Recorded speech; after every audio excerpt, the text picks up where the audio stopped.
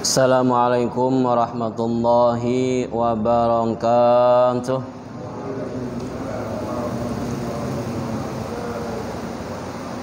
Ila hadratan Nabil Mustafa Muhammadin sallallahu alaihi wasallam wa ala alihi wa ashabihi wa azwajihi wa auladihi.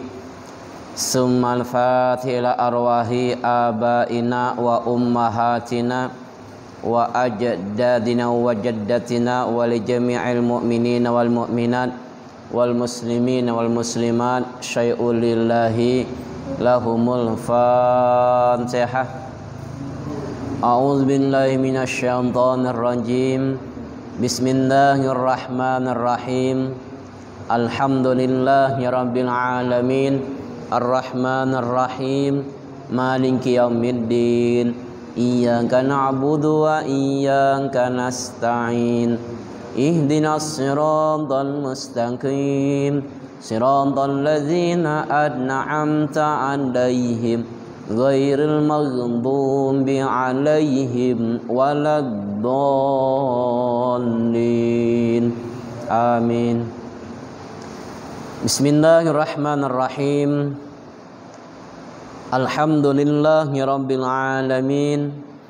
Wassalatu wassalamu ala asyrafil anbiya'i wal mursalin sayyidina wa maulana Muhammadin wa ala alihi wa sahbihi ajma'in. Subhanaka la ilma lana illa ma 'allamtana innaka antal alimul hakim. Wala haula wala quwwata illa billahil aliyyil azim. Rabbi israh li sadri wa yassir li amri wahlul 'uqdatam min lisani yafqahu qawli. Allahumma faqihni fid din wa 'allimni ta'wil. Qala al-musannif Abu Hamid Muhammad bin Muhammad al-Ghazali rahimahullahu ta'ala wa nafa'ana bihi wa bi ulumihi fid dharaini amin. Amma ba'du, para jamaah salat fardhu maghrib rahimakumullah. Bersyukur kita kepada Allah Subhanahu wa ta'ala, pada kesempatan malam hari ini kembali kita dikumpulkan oleh Allah Subhanahu wa ta'ala di tempat yang penuh dengan keberkahan ini. Semoga Allah Subhanahu wa ta'ala senantiasa memberikan hidayahnya, taufiknya, serta inayahnya kepada kita, agar kita bisa istiqomah dalam berbuat taat kepada Allah Subhanahu wa ta'ala. Amin ya rabbal alamin. Kemudian salawat dan salam selalu tercurah keharibaan baginda Nabi kita Muhammad sallallahu alaihi wasallam, begitu juga kepada seluruh keluarga, sahabat, zuriat dan pengikut beliau ila yaumil qiyamah. Para jamaah rahimakumullah, pada pertemuan minggu yang lalu sudah kita bahas tentang nama Allah yang ke-12, yaitu Al-Khaliq, yang ke-13 Al-Bari, dan yang ke-14 Al-Musawwir. Tiga nama ini mempunyai sinonim persamaan makna, tapi lebih dalam lagi Al-Khaliq, yaitu Allah yang merencanakan. Kemudian Al-Bari, Allah yang mewujudkan apa yang dia rencanakan. Dan Al-Musawwir, yaitu Allah membaguskan apa-apa yang sudah diadakannya. Para jamaah rahimakumullah, berkata Al-Imam Al-Ghazali rahimahullahu ta'ala, kalau keimanan kita sudah mantap dengan nama Allah Al-Khaliq, Al-Bari dan Al-Musawwir ini, maka dengan sendirinya, kata beliau, kita akan selalu merencanakan ibadah-ibadah yang akan kita lakukan. Ibadah untuk hari esok sudah terencana dengan baik. Di apa-apa ibadah yang akan kita lakukan besok itu sudah direncanakan, kata beliau. Ini buah orang yang beriman dengan nama Allah Al-Khaliq.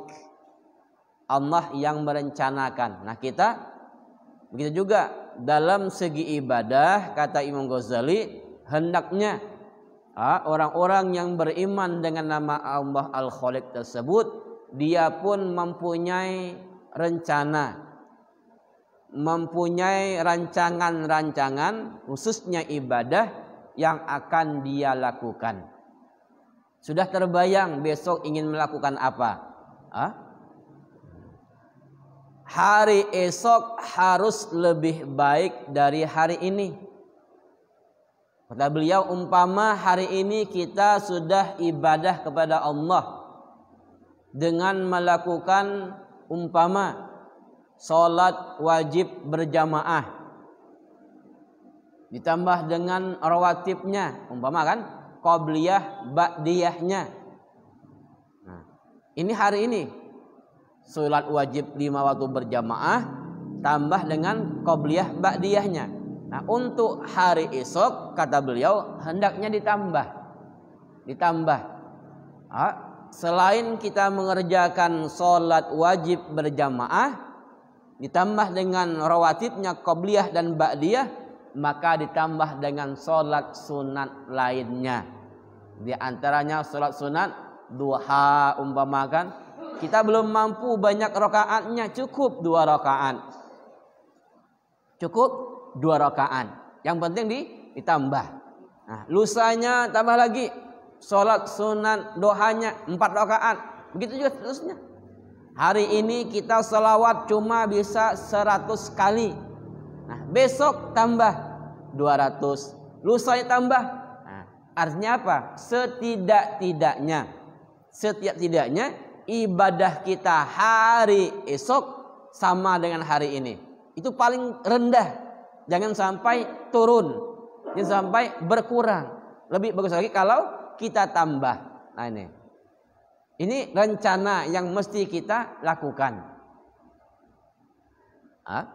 Ini kata beliau, hari esok harus lebih baik dari hari ini. Semua ibadah yang akan kita lakukan esok hari harus lebih baik dari ibadah pada hari ini. Kalau hari ini kita sholat zuhur umpama telat karena kita ada satu kesibukan. Nah, besok usahakan jangan telat lagi. Nah, ini adanya bertambah terus kan, bertambah baik kualitas ibadahnya, jangan bertambah turun. Nah, setidak-tidaknya sama. Itu paling rendah lah, paling rendah sama, jangan turun. Baik kualitasnya, kekhusyuannya, ataupun jumlah ibadah yang dilakukan. Kualitasnya tadi, hari ini telat subuhnya, zuhurnya, besok jangan lagi. Hari ini khusyuknya kita kurang, besok usahakan lebih khusyuk lagi. Makanya ulama kita menjelaskan agar sholat kita itu khusyuk, khususnya sholat itu hendaknya kita perhatikan mulai daripada wudunya kita. Kita perhatikan mulai wudunya. Kalau wudunya kita sudah sempurna, wudunya sudah baik, insya Allah sholatnya akan baik juga. Tapi kalau wudunya belum baik kualitasnya, maka susah untuk memperbaiki kualitas sholat kita. Seperti ulama menjelaskan kan rukun wudu itu ada 6. Benar? 1 yang pertama dan yang terakhir itu adalah diambil dari hadis baginda Nabi kita Muhammad sallallahu alaihi wasallam. Sedangkan nomor 2, nomor 3 nomor 4, nomor 5 itu diambil dari Al-Qur'anul Karim, firman Allah Subhanahu wa taala, basuhlah wajah kalian. Itu kan dari firman Allah. Kemudian basuhlah kedua tangan kalian sampai ke siku. Ketiga, sapulah ru'usakum, kepala kalian. Nah, yang keempat, yang keenam, yang kelima adalah basuhlah kedua kaki kalian ilal ka'bain, sampai ke mata kaki. Nah, ini kan rukun salat, rukun wudu, rukun wudu. Artinya rukun yang 6 di tengah-tengahnya nomor 2, 3, 4 dan 5 itu diambil dari firman Allah Subhanahu wa taala. Allah menjelaskan basuhlah wajah kalian. Nah, yang namanya wajah, mungkin kita sudah paham masalah fikih kan? Yang nama wajah itu adalah ini. Ini wajah. Termasuk wajah adalah bagian di bawah dagu. Di bawah dagu. Makanya bagi mereka yang berjenggot tebal itu kan artinya berhadapan seperti ini kita tidak melihat kulitnya. Itu tebal. Mun kita nih tipis galilah. Benar ya? Akibat jarang kan? Baca dihitung jumlah bulu rambut janggutnya. Bisa dihitung, tipis itu. Nah, dia wajib kita Pak ketika membasuh muka menyampaikan air sampai ke kulit di bawah dagu kita. Ini wajah yang mesti dibasuh ketika kita berwudu. Ini harus diperhatikan. Makanya di antara ini kan, mata kita ini kan ada keriputnya. Nah, itu wajib untuk kita menyampaikan air ke sana. Begitu juga ketika kita membasuh tangan kita. Itu wajibnya ilal ka'bain, sampai ke siku. Sampai ke siku. Nah, kadang-kadang sering kita perhatikan, bagi yang gawe kantor salat zuhur, umpama pakai baju, kan jarang kita ngelepas baju kan? Kita sing-singkan tangan kita ini, benar ya? Nah, itu karena mungkin bajunya sempit sehingga menyingsingkannya seperti ini.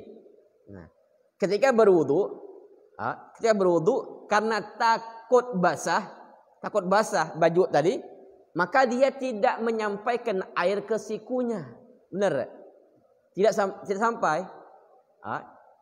Sehingga apa? Ketika dia berwudu membasuhkan tangannya tidak menyampaikan air ke siku, itu jelas sudah tidak sah wudunya. Nah, jadi Pak, usahakan lebih daripada siku kita wudu tadi.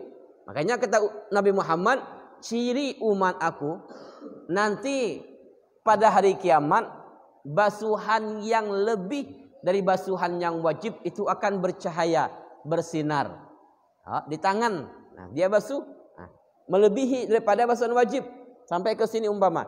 Nah, yang lebih ini akan bersinar nanti. Ini hati-hati kita. Apalagi kaum hawa, ibu-ibu. Ibu-ibu kan susah lepas baju kan? Nah, jadi dia sing-singkan bajunya. Takutnya Pak, ketika dia menyingsingkan bajunya, basuhan wudunya tidak sampai ke siku. Kita laki ini lagi pacak buka baju, dia malu kan? Lagi ada baju kaos dalam. Orang bini. Dia mungkin kan? Ini hati-hati ya. Tidak sampai ke siku. Nah, ini kita memperbaiki kualitas wudunya kita. Agar apa? Pengaruh terhadap kekhusyuan salat kita. Nah, ini kata Imam Ghazali, hendaknya ibadah kita yang lakukan hari ini lebih baik daripada hari tadi. Hari kemarin. Nah, besok lebih baik daripada hari ini. Begitulah seterusnya. Setiap saat kita harus memperbaiki kualitas khusyuk solat kita atau ibadah-ibadah kita. Hari ini kita mampu baca selawat 100, besok lebihkan. Walaupun cuma 1 lebihnya, 101. Nah, setidak-tidaknya pas. Hari ini 100, besok 100. Jalan di tempat. Jangan kurang. Hari ini 100, besok dia terbaca. Itu rugi. Rugi. Nah, ini kata beliau, baik kualitasnya, kekhusyuannya, ataupun jumlah ibadah yang dilakukan. Hendaknya bertambah terus. Nah, inilah orang yang beriman dengan nama Allah Al-Khaliq. Dia selalu merencanakan, merancang ibadah-ibadah yang akan dia lakukan. Membahas kita sudah punya program. Sudah punya program ibadah itu. Hari ini apa yang mesti kita lakukan, itu sudah kita rancang, sudah kita programkan, tinggal mewujudkannya Al-Bari. Setelah perencanaan ibadah yang sudah baik, lah kita rencanakan, besok aku ingin melakukan ini, lah kita rencanakan. Kemudian Al-Bari, nama yang ke-13, itu membuktikannya, mewujudkan, menyatakan. Nah, jadi kata beliau, setelah perencanaan ibadah yang sudah baik, baru ibadah diwujudkan. Malam ini kita rencana mau bangun tengah malam salat tahajud, bangun. Mau bangun tahajud itu namanya Al-Khaliq, rencana. Nah, Al-Bari'nya apa? Bangun tengah malam salat tahajudnya. Buktikan. Buktikan. Wujudkan ibadah dari rencana yang baik itu adalah merupakan tanda beriman dengan nama Allah Al-Bari. Setelah itu baru kita tutup ibadah ini dengan baik dan indah, yaitu Pak ikhlas. Makanya orang-orang ahli hikmah, ulama-ulama al-hukama namanya, itu mereka menyebutkan bahwa ketika kita beramal, baik itu amal ibadahnya sedikit ataupun banyak, itu mesti kita lakukan 4, kata beliau, agar kita tutup ibadah kita dengan baik untuk mengamalkan nama Allah Al-Musawwir.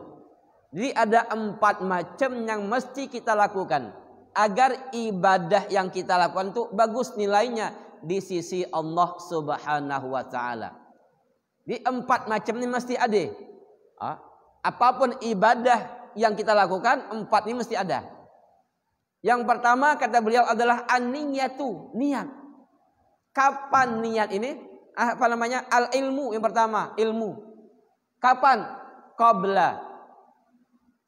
Qoblal amal. Ini ilmu meski kita ketahui sebelum beramal. Contoh tadi, berwudu. Kita sembahyang nak salat. Itu kan syarat sah salat bersuci, wudu, benar? Agar salat kita sah, berwudu. Nah, sebelum berwudu kita mesti paham dahulu apa yang mesti kita lakukan waktu berwudu agar wudu kita sah. Setidak-tidaknya rukun wudu yang 6 tadi kita paham. Kita mengetahui rukun wudu yang 6 tadi, mulai daripada niat, membasuh muka, membasuh 2 tangan, menyapu sebagian kepala, membasuh 2 kaki, tertib. Ini mesti tahu kita, mesti paham. Ilmu dulu. Ketika kita sudah berwudu, niat agar wudu kita itu sah, agar itu dianggap sebagai wudu, maka perlu niat. Karena ibadah itu perlu niat. Nanti yang kedua, niat tadi kapan kita meletakkan niat agar wudu kita sah? Nah, ini mesti kita tahu. Namanya ilmu. Kita sudah belajar ilmu fikih bahwa guru kita mengajarkan tempat kita meletakkan niat dalam hati waktu berwudu adalah ketika air itu menyentuh bagian muka kita. Paham? Ini kan sudah jelaskan, kita ulang kembali. Apa namanya? Niat ketika kita berwudu itu waktu kita meletakkan niat sengaja kau berwudu itu ketika air menyentuh bagian mana dari muka kita. Dia boleh kita buka keran mama. Kita terima dengan telapak tangan kita. Nawaitul wudu'a li rabbil hadasil asghari fardhu ta'ala, sengaja kau berwudu untuk mengangkat hadas kecil, fardu karena Allah Ta'ala, baru ngusap ke muka. Nah, itu salah. niatnya salah. Kenapa? Bukan tempatnya berniat. Beda kalau mandi wajib. Mandi wajib dimanapun bagian badan kita kena air, situlah kita berniat. Nah kalau wudhu deh, wudhu niatnya ketika air menyentuh bagian mana dari muka. Paham? Ini niat. Di tempatnya niat di dalam hati. Nah, kalau wudhu waktu berniat ketika air kena muka kita. Kalau mandi wajib ketika air kena bagian badan kita. Kalau sholat ketika takbiratul ihram. Ini mulai kita berniat agar ibadah yang kita lakukan sah. Ilmu dulu sebelum beribadah. Lah sempurna wudhu kita lah mengkaji bab wudhu taharah, bab sholat. Kita berdiri berniat mau sholat maghrib. Nah, dimulai kita takbiratul ihram, memulai sholat, sampai kita sudahi dengan salam, kita harus paham mana di antara rukun-rukun sholat. Karena ulama menjelaskan, kalau kita tidak bisa membedakan mana rukun, mana sunat, itu tidak sah ibadah.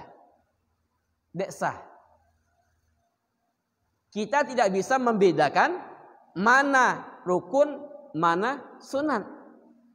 Tapi kalau kita mengatakan mulai dari takbir sampai salam semuanya rukun, sah. Sah. Kita mengitikadkan, meyakini dalam hati mulai dari takbir sampai salam rukun semuanya, sah salatnya. Atau kita mengitikadkan di antara rukun salat yang mulai dari takbir sampai salam ada rukunnya, ada sunatnya, sah salat. Kita ngomong ada rukunnya, ada salatnya, sah, boleh. Wudhu kita juga. Mulai dari basuh muka sampai membasuh kaki, ada rukunnya, ada sunatnya, sah. Tapi kalau sudah disebut itemnya ternyata salah, takbir itu hukumnya sunat. Takbir itu sunat, maka tidak sah sholatnya. Artinya yang rukun dikatakan sunat. Tapi kalau yang sunat dikatakan rukun, sah. Contoh apa? Tasyahud awal hukumnya rukun. Tasyahud awal adalah rukun sholat, sah. Padahal tasyahud awal hukumnya sunat kan? Sunat. Dia katakan rukun, sah. Tapi kalau sujud duduk antara dua sujud itu sunat, maka tidak sah sholatnya. Nah ini namanya ilmu. Ilmu. Di belajar dahulu sebelum kita beribadah agar sah ibadahnya. Bahasa orang tua lu jangan ikut-ikutan ibadah. Jangan ikut-ikutan. Karena mau ikut-ikutan banyak luputnya, banyak salahnya. Nah, lagi ikut kan? Ngikut. Nah, yang kedua, agar ibadah yang kita kerjakan tadi sah secara hukum, itu adalah an-niyatu, niat. Kapan niat ini? Permulaan ibadah. Kecuali puasa. Kalau puasa boleh kapanpun, asal di malam hari niatnya kalau puasa wajib. Boleh di siang hari niatnya kalau puasa sunat. Dengan catatan mulai dari terbit fajar sampai dia berniat, dia belum mengerjakan hal-hal yang membatalkan puasa. Boleh? Mau besok hari Kamis mau makan Kamis. Kita nak puasa sunat hari Kamis. Kan sunat nih. Senin, Kamis puasa kan? Nah, jam 10 kita ke dapur. Nanya ke bini kita, "Dek, hari ini makan apa? Adik masak apa?" Kata bini, "Bang, hari ini kodek masak." Kodek masak. Ketika kita dengar bini kita dek masak, berarti kan dia pakai makan nasi, dia pakai lauk kan? Nah, tanya, "Ku puasa sunat hari ini." Sah? Dalam hati kan? Aku puasa sunat hari ini sah. Cuma mulai dari subuh sampai jam 10 dia berniat lom makan lom minum. Mulah 2 piring nasi uduk habis sah lagi. Kenapa? Sudah mengerjakan hal-hal yang membatalkan puasa. Umpamanya jam 8 ngopi lah. Lah makan nasi uduk, berarti dek sah lagi puasanya. Walaupun berniat setelah itu. Ini kalau puasa sunat. Nah, kalau puasa wajib mulai dari ba'da maghrib sampai terbit fajar. Terserah kita di mana. Nah, tapi untuk ibadah yang lain itu niatnya di permulaan. Ini. Niat. Makanya untuk membedakan kebiasaan dengan ibadah itu niat. Innamal a'malu bin niat. Hanya saja kata Rasulullah sah dianggap ibadah kalau diniatkan. Contoh, kita masuk ke masjid nih, mulai sebelum maghrib tadi. Benar? Agar diamnya di masjid, duduknya kita di masjid nih, bernilai ibadah di sisi Allah Subhanahu wa taala, maka kita harus berniat apa? Niat i'tikaf. Sengaja aku berdiam di dalam ini masjid sunat karena Allah taala. Nah, ketika kita mulai niat i'tikaf, maka kita sudah dicatat ibadah. Tapi kalau mulai dari maghrib tadi masuk kita sampai saat ini, maaf, belum berniat i'tikaf, maka duduk kita tidak dicatat sebagai ibadah. Cuma dianggap ibadah, dianggap sebagai duduk biasa. Dia dapat apalah. Tapi kalau kita niatkan i'tikaf, dapat pahala. Aneh, karena niat tadi tipis kan? Tipis. Cuma niat nggak? Sama-sama duduk. Si A duduk, si B duduk, si C duduk, si D duduk. Cuma keempat orang ini, maaf, beda-beda menurut Allah Subhanahu wa taala. Tergantung berniat apa dia duduk tadi. Nah, kalau dia niat i'tikaf, si A dapat pahala. Si B berniat i'tikaf, dapat pahala. Si C niat i'tikaf, dapat pahala. Si D dia berniat, dia dapat pahala. Padahal sama-sama duduk. Nah, niat itulah yang membedakan. Oh ini ibadah, oh ini kebiasaan atau adat kita. Itu tergantung dengan niat. Itu agar ibadah kita sah, niat. Nah, yang ketiga, sabar. Di dalam beribadah perlu sabar. Perlu sabar. Benar? Kadang-kadang maaf nih. Kita lah tua. Namalah tua ini kan mungkin banyak sudah penyakit. Dia antaranya apa? Asam urat. Asam urat. Dia tahan berdiri lama. Benar? Dia sanggup tahan berdiri lama? Dia sanggup. Umpama ada imam, maaf nih. Imam umpama nih. Bacaan ayatnya panjang. Panjang. Dibacanya apa? Surah Yasin. Mentang-mentang hafal Yasin kan? Umpama, contoh baik kan? Contoh. Kita sebagai makmum, apalagi maaf, kitalah berpenyakitan, umpama kayak asam urat tadi, berdiri lama, dek tahan, dek mampu. Nah, kita mesti sabar. Benar? Sabar kita. Walaupun imam ini bacaannya panjang, nah, kita tetap sabar, ngikut imam. Nah, perlu kesabaran. Padahal kita mau menggerutu, marah kan? Ngapa imam nih? Ayat panjang dek tahu nih kakilah bergejer nih. Cuma imam dek tahu kan? Makanya maaf nih, yang biasa imam itu Nabi kita mencontohkan kalau engkau sholat bersama orang banyak kata Rasulullah, maka bacalah ayat itu jangan terlalu panjang. Kenapa? Karena hajat makmum kita berbeda-beda. Ada yang si A nih sanggup lama, si B nih sedang-sedang, si C nih mungkin di rumah ada tamu lah nunggu. Atau mungkin si D nih hajatnya ada di luar. Nah, ketika imam bacaannya panjang, mungkin si A husuk. Kenapa? Yang ketujuh imam baca ayatnya panjang. Si B mungkin berkurang husuknya. Si C yang di rumah ada tamu, pikirnya enggak di rumah lah. Mun ko pulang tah tamu ko deh. Husuk dah kira. Dek husuk kan? Si D, nah yalah. Perut lah sakitnya. Lah sakit. Mau kentut umpamanya. Mau hajat BAB. Imam panjang bacaannya. Husuk dah sembahyang. Dek husuk lagi. Enggak mikir perutnya lah. Lah gal-gail nahan. Baik-baik selesai imam salam, lah berdiri lompatnya. Kenapa? Karena ingin menunaikan hajatnya.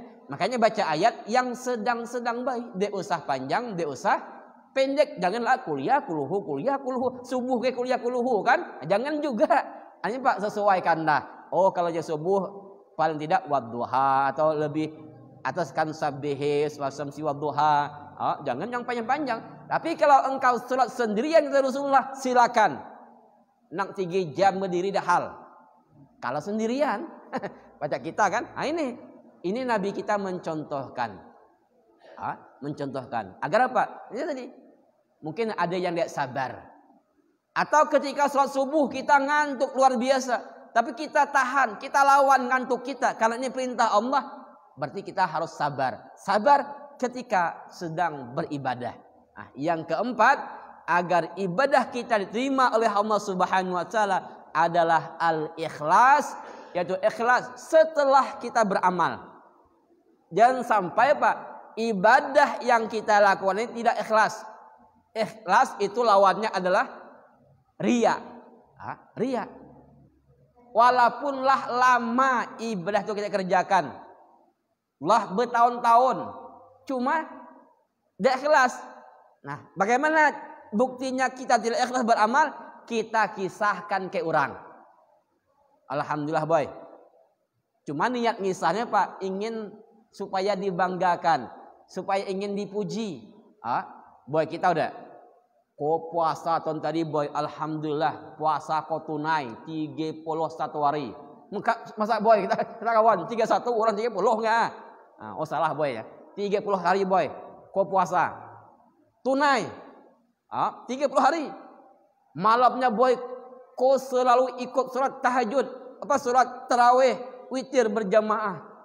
Kau darus Al-Quran sampai 3 kali khatam sebulan. 3 kali khatam. Tujuannya Pak, ingin dipuji, ingin disanjung. Itu ibadah. Walaupunlah tahun tadi ngawi ya, baru saat ini terkisah lembur, hancur ibadahnya. Kenapa? Karena ada unsur riyaknya. Maka sulit menjaga ibadahnya. Ikhlas tadi takut kita terbongkar kisah ke orang. Itu akan menghilangkan pahala ibadah kita. Makanya Imam Al-Ghazali di sini mengatakan untuk membentuk ibadah supaya baik dan indah, setidak-tidaknya ada 4 sifat yang harus dilakukan oleh seorang hamba. Yang pertama, ikhlas dalam beramal. Ikhlas dalam beramal. Maksudnya apa kata beliau? Adalah pendorong untuk beramal itu semata-mata hanya untuk menjalankan tugas sebagai hamba Allah atau semata-mata karena perintah Allah. Kita sholat itu tidak ada tujuan lain, tidak ada maksud lain. Kita sholat semata-mata karena kita menjunjung perintah Allah. Karena ini perintah Allah. Allah menjelaskan wa ma khalaqtul jinna wal insa illa liya'buduni.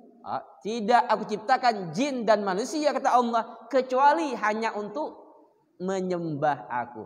Jadi kita sholat, kita puasa atau ibadah yang lain itu semata-mata karena kita menjunjung perintah Allah.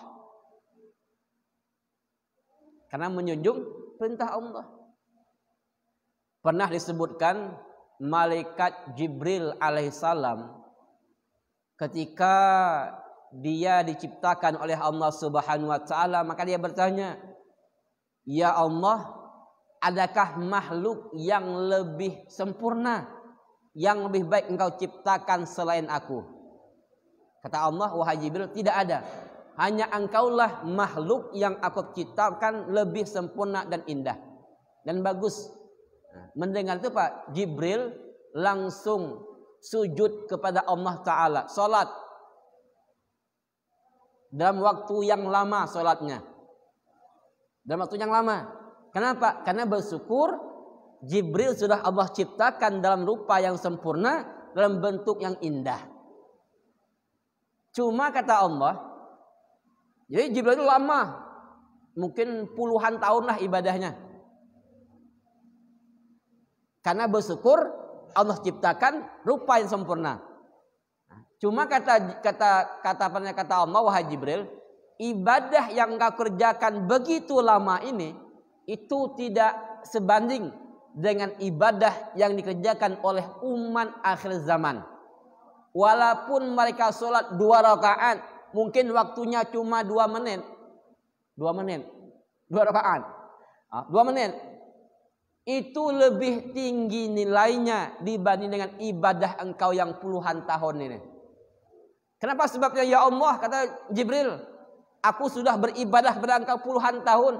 Sedangkan umat akhir zaman 2 menit dia ibadah kepada engkau, nilainya lebih besar.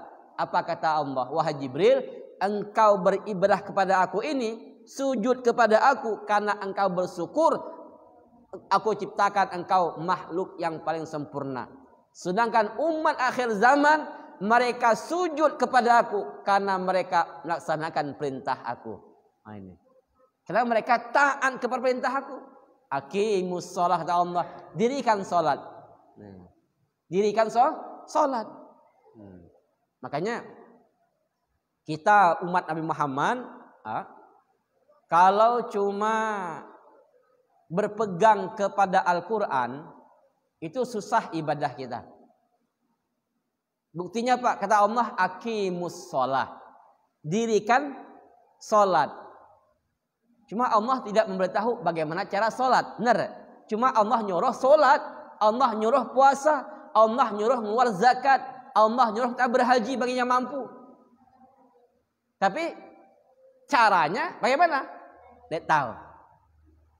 Makanya ada hukum yang kedua yang menguatkan Al-Quran adalah al-hadis. Kata Nabi kita, "Shollu kama ra'aitumuni usolli."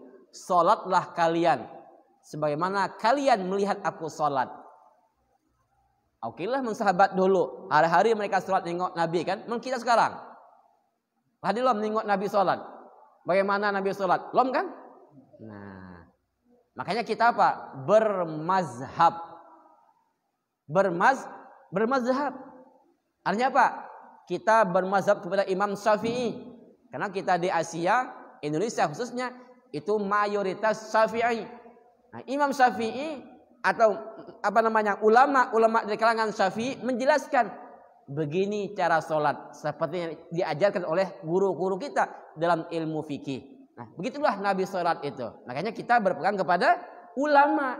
Ulama berpegang kepada sahabat, sahabat kepada Rasulullah kepada Allah Subhanahu wa taala.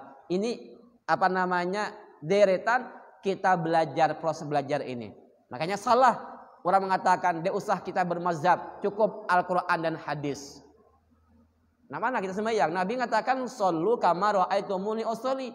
Allah mengatakan aqimus shalah.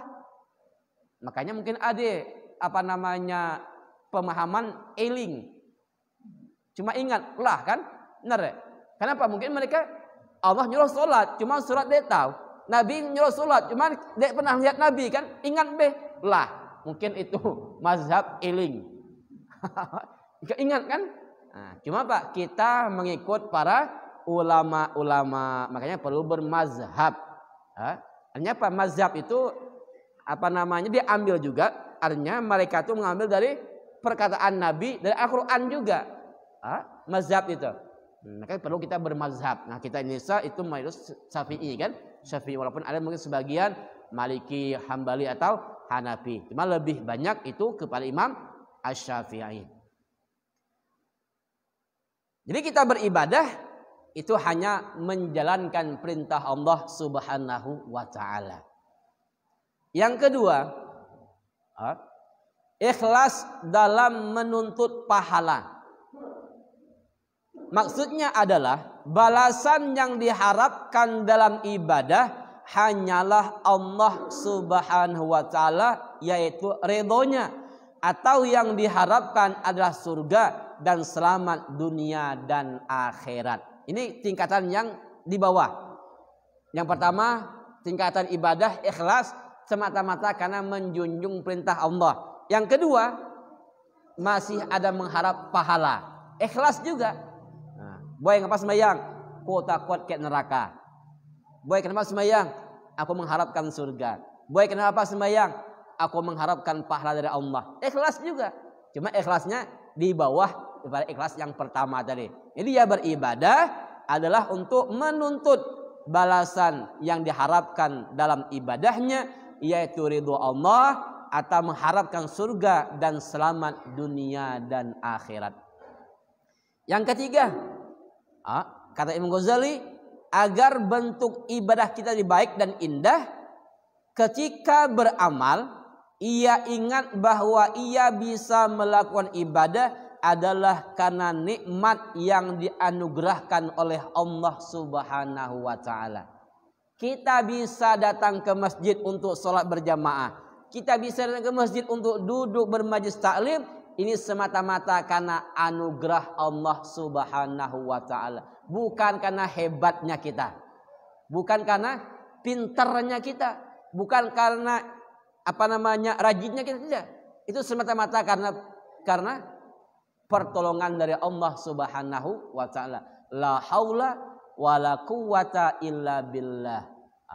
Tidak daya dan kekuatan kecuali hanya pertolongan Allah. Jadi kita belajar yang ketiga, kita mengiktikadkan bahwa yang bisa melakukan ibadah itu karena nikmat yang dianugerahkan oleh Allah. Kalau tidak ingat anugerah berarti ada sifat ujub dalam hati kita. Makanya orang-orang yang sombong, contohnya seperti Qarun. Qarun ini kan dia terkenal dengan umat Nabi Musa yang kaya raya. Qarun, maka kita kalau tempuh harta dalam bumi, harta Qarun, benar? Padahal Qarun bukan di negeri kita nih. Cuma istilah kalau tempuh dengan barang yang berharga di dalam bumi, itu namanya harta Qarun kita menyebutkan. Nah, Qarun ini sombong. Dia tidak mau membantu rakyat yang miskin. Kenapa? Dia merasa kekayaan yang dia miliki itu jerih payah dia sendiri. Nah, Qarun ini saking kayanya, orang yang mawa kunci gudangnya puluhan orang. Tukang pikul anak kunci gudang hartanya. Di kayanya kita nih, lom seberapa dengan kayanya Qarun. Luar biasa Qarun nih. Padahal Qarun nih masih saudara, masih seperadik dengan Nabi Musa. Cuma karena dia iri dengan Nabi Musa, dia berkhianat. Sehingga dia memfitnah Nabi Musa. Makanya Nabi Musa berdoa kepada Allah agar Qarun dibinasakan. Nuduh Musa ini berzina dengan seorang perempuan. Padahal diupah oleh Qarun. Orang bini diupahnya agar bisa menuduh yang melakukan perzinahan itu adalah Musa. Padahal perempuan itu dengan orang lain. Sehingga Nabi Musa mengangkatkan tangan mohon pada Allah agar Qarun dan CS-nya serta hartanya ditenggelamkan. Tenggelam. Sampai hari ini terus terbenam ke dalam bumi. Jadi jangan sampai kita seperti Qarun. Jangan ada rasa ujub, jangan ada rasa angkuh dalam hati kita. Jadi kita ini cuma anugerah dari Allah Subhanahu wa taala bisa melaksanakan ibadah. Yang keempat kata Imam Al-Ghazali, membesarkan atau merasa besar taufik Allah Subhanahu wa taala bagi dirinya. Karena taufik Allah sangatlah besar. Nah, kita bisa beribadah, kita mau beribadah itu namanya hidayah. Petunjuk. Lah kita lakukan ibadah tadi, umpama kita mau sholat berjamaah, itu sudah hidayah. Kita lakukan jamaah, namanya taufik. Taufik. Jadi taufik ini merupakan bagian daripada anugerah Allah yang sangat besar. Kemampuan berbuat taat, mampu kita belajar seperti ini, atau ilmu, kita bisa ke masjid untuk salat berjamaah atau berbagai macam ketaatan, itu semuanya adalah taufik dari Allah Subhanahu wa taala, bukan karena hebat atau apa yang bisa kita lakukan. Tidak sedikit dari makhluk Allah yang tidak mendapat taufik darinya. Ada hidayahnya, cuma taufik adik deh. Taufik adik deh. Jadi taufik ini luar biasa, nikmat yang Allah berikan kepada orang-orang khusus. Nah, para jamaah rahimakumullah, kesimpulannya kata beliau, apabila seorang hamba sudah merencanakan ibadahnya dengan baik, lah dibuat programnya, dan mampu mewujudkannya dengan perhiasan-perhiasan yang baik tadi, ikhlas umpama dalam beramal, ikhlas dalam menuntut pahala, dia mampu beribadah itu semata-mata karena anugerah dari Allah, nikmat dari Allah, serta taufik dari Allah Subhanahu wa taala, maka itu merupakan gambaran sudah bagusnya keimanan seseorang terhadap nama Allah Al-Khaliq, Al-Bari, dan Al-Musawwir. Ini. Lah kita rencanakan ibadah, kemudian kita kerjakan, kemudian kita tutup dengan yang baik seperti ikhlas tadi. Tidak kita kisahkan dengan orang, tidak kita banggakan dengan orang ibadah tadi, maka itulah pembuktian kita mengamalkan nama Allah Al-Khaliq, Al-Bari, dan Al-Musawwir. Nah, para jamaah rahimakumullah, kadang-kadang kita ini sebagai manusia, sebagai insan, itu ada rasa ingin disanjung-sanjung, benar? Ingin dipuja, ingin dihormati, dan itu wajar. Namanya juga manusiawi. Cuma ingat,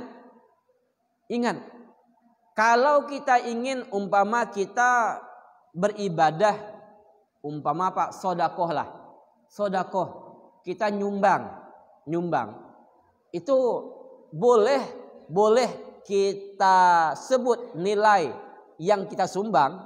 Umpama kita nyumbang untuk masjid ini, kita ngomong dengan ketua masjid, Pak Zul, tolong nih, kau nyumbang 1 juta, tolong disebut nama kau, tolong disebut nama kau, agar orang tahu kau nyumbang 1 juta. Itu tergantung niat kita, tergantung niat. Kalau niat kita semata-mata ingin disanjung orang, ingin dipuji orang, si A itu nyumbang, namanya sum'ah kan, sum'ah, agar dia menjadi terkenal, sum'ah. Itu nilainya ibadah tidak diterima oleh Allah. Kenapa? Ada unsur riyaknya, ada unsur sum'ahnya, tidak Allah terima. Tapi kalau niat kita selain mendapat pujian dari, kita ingin agar memberi motivasi kepada orang lain. Artinya apa? Karena orang yang ekonominya lebih tinggi dari kita bagi banyak. Maksud kita orang kaya lebih dari kita bagi banyak, tapi nggak nyumbang, atau nyumbang cuma sedikit, 50, 100, dan sesuai kekayaannya.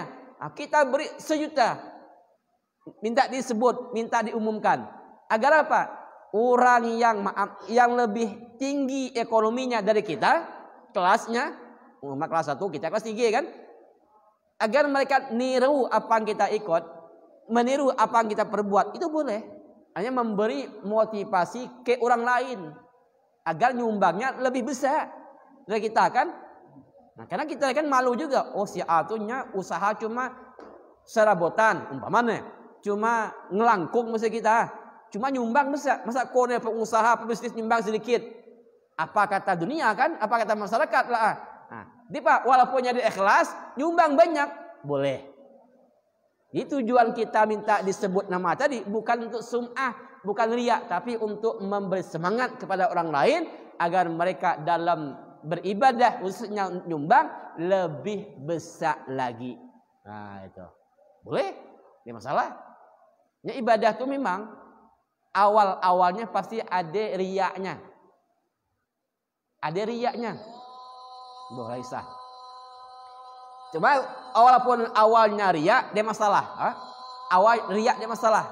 Karena kita tadi sebagai manusia itu wajar ingin dipuji dulu. Tapi dengan lama kelamaan insya Allah riya itu akan hilang dengan sendirinya. Mun kita ibadah, boy semayang boy, azan, kuat riya. Dia sapalah azan, boy imam, kuat riya, dia sapalah imam. Dia hal azan riya, imam riya, lama-lama hilang riyanya. Nah itu dia masalah. Nah, insya Allah nanti kita sambung nama Allah yang ke-15 yaitu Al-Ghaffar. Al-Fatihah. A'udzubillahi minasyaitonirrajim. Bismillahirrahmanirrahim. Alhamdulillahirabbil alamin arrahmanirrahim maliki yaumiddin. Iyyaka na'budu wa iyyaka nasta'in ihdinas siratal mustaqim. Siratal ladzina an'amta 'alaihim ghairil maghdubi 'alaihim waladdallin. Amin. Ya Allah bismillahirrahmanirrahim. Alhamdulillahirabbil alamin.